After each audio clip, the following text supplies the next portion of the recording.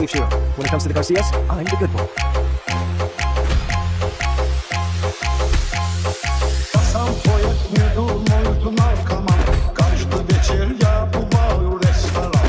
Retki piyu tolka adin ıstakan. Retki piyu tolka adin ıstakan. Mesni sigaret amerikanski. Mesni sigaret amerikanski.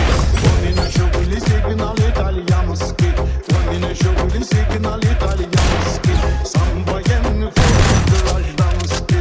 Если вышли ее зовут Наташа, а это мамаша, даже мамаша.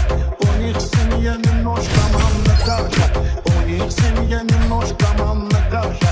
Матроский отец азербайджанский, у меня шугли сигнал итальянский, у меня шугли сигнал итальянский.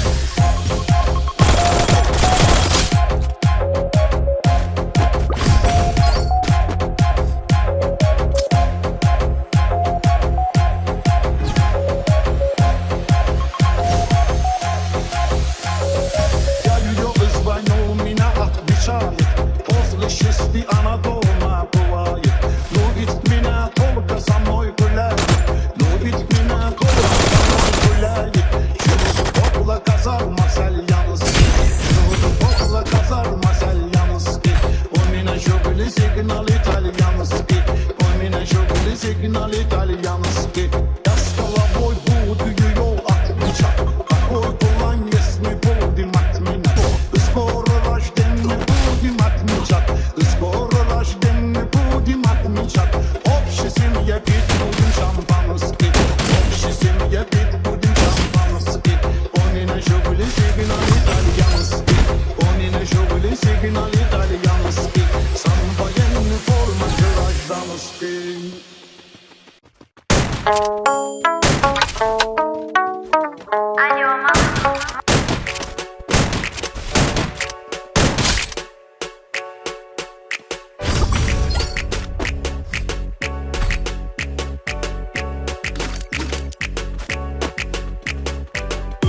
Sahte arzu etmem bunlar gösterir keseden depmen.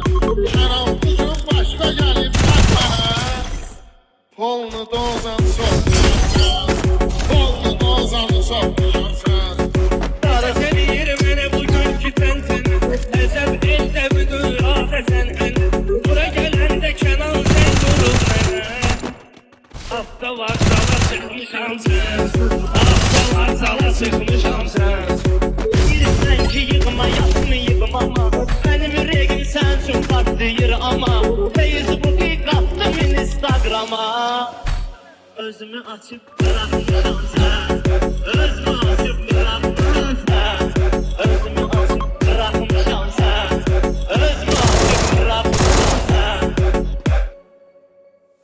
Sermi sermi sen ay kızım gidersen ben ölmem.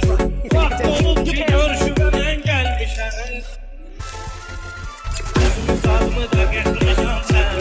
Üzümün tadımı da getirmişem. Aşık için fesli bahar olmuşam. Ey güler üzlüm mene yar olmuşam. Sen benim için hem meşe var olmuşam. Ama sen deme yokmuşam sen.